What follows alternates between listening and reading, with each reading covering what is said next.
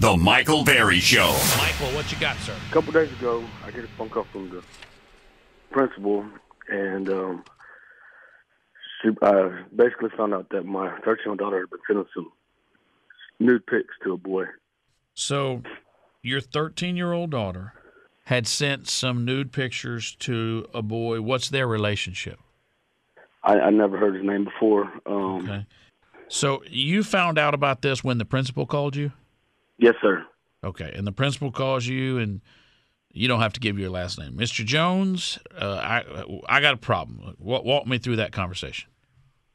So I actually thought it was a joke because the number's coming from Seattle, Washington. I don't know. I didn't understand that. But I answered the phone for some reason, and she's telling me this, tells me her name and it's the principal, and that she needs me to come in ASAP. And I'm like, is everything okay? And she's like, well, your daughter got caught sending nude pictures. And I'm like, is this a scam? Is this a joke? And she's like, no, sir, I wish it was, but I really need you here ASAP. And I'm like, why are you calling me from Seattle, Washington? And she's like, this is my personal phone, but I need you to get up here ASAP. So, is somebody dead? Why are we in such a hellfire rush over nude pictures? Is somebody dead? I mean, I didn't understand. That was kind of my thing, too. Jesus. I mean, it is a big deal, but... So she calls, and she's in a hellfire hurry to get you to the school because of this nude picture. Yes, sir. All right. Does she sound shaken or more prepared to be prison warden? She sounds shaken. Okay. I definitely tell she was surprised. All right, so you go in. Are you shown immediately to her, or does she leave you outside waiting as a power play? I'm actually waiting for a little bit next to a woman who I come to find out later is the boy's mom. Oh my! All yeah, right. And I could kind of get the sense she wanted to have something to tell me, but I didn't know who she was. I think she knew me though, and I come to find out later she actually knew what was happening. You do realize that she's frightened that her kid's going to get in trouble because we have this whole freakish, perverse, weird, sick fear of nudity in children that means we'd rather throw our children in prison for 10 years than, God forbid, they look at a naked picture of each other. So she's probably frightened in her own way to make sure her son's not going down out of all this. Yes, sir. Okay. I suppose so. At some point, you're called into the principal's office. Yes, sir. And is it just you two and her, or she's got a witness? So she pulls me in. My daughter's in there. There's a counselor and a police officer. A police officer? I think she works at the school though. I think she's the cop at the school. So. Well, we've got to complete the circle of making our schools into prisons. So and they're of course, all women. Of course, they're all women. Yes, sir. Okay. All right. So the boy's not in there? No, sir. All right. So then how do we start this meeting? So the principal tells me that one of my daughter's friends comes up to her and says, hey, these pictures have been going around and I'm sick of it. You know, she's my friend and I'm tired of seeing these. Please do something about it. This is what the principal's telling me. So she calls in my daughter, and basically my daughter fesses up to everything.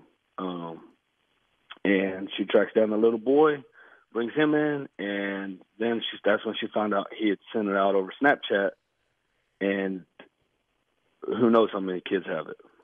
All right. So she started tracking down kids who had it and who had them on the phone and calling parents and making them delete the pictures and going through all that. And during that time, I guess she called me, and here I am. And she tells me that I need to see these pictures. So I'm like, I don't really want to see them, you know. She's like, no, you need to understand how serious this is.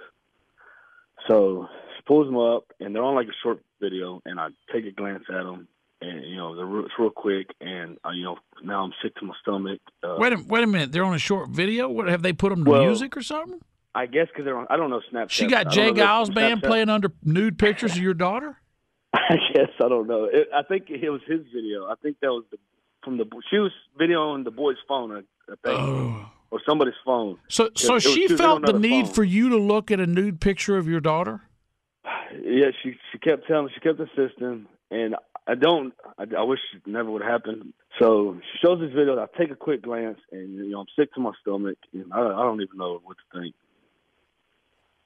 And then I feel like they kind of started preaching to me about, I don't know, they thought I was going to kill my daughter now or what. But, you know, I'm like, what's going on now? Is she in legal trouble? And they're telling me no, that the little boy is, but for sharing it. You say to the principal, all right, is my daughter in trouble? And she says, they say, no, my daughter's not in trouble. And I'm like, well, so they're telling me the little boy is, that he's going to be charged under whatever law that is.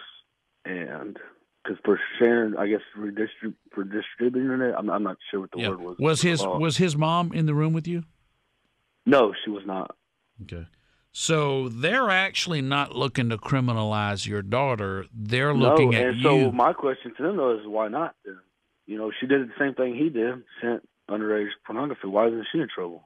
And they're like, well, she could be, but typically that's not how we handle this. So they're more worried about you being angry that this happened, and they're going to make sure that they whip him sufficiently, beat him real good, to show you that they're sufficiently upset because they're worried you're going to be mad at them. No, we don't kids sending nude pictures.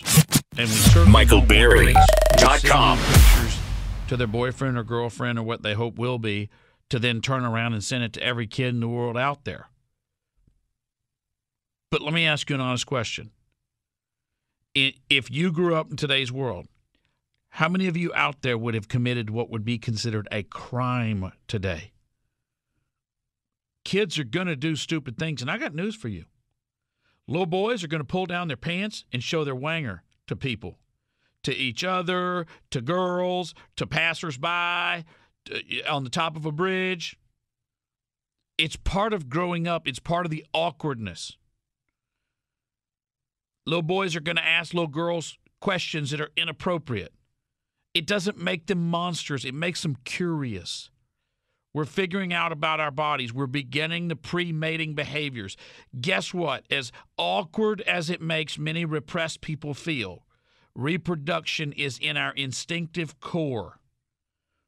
If we never felt an attraction for the opposite sex, we'd never commit the act that leads to the perpetuation of our species. It is natural, and it's going to happen, and the last thing we should be doing is making criminals out of confused, curious little kids. And that's what's happening here, because the school district doesn't know how to raise kids anymore. So they criminalize everything. Some of you out there love to criminalize things. If we just make everything criminal, then we'll never have anything that makes us feel awkward. If there's dogs barking 2 doors over, let's send the owners to prison. Let's send everybody to prison for everything, and then we won't have anything that bothers us. Nation of jailers. This is not how responsible, civilized people deal with complicated, complex issues that are as old as we are alive.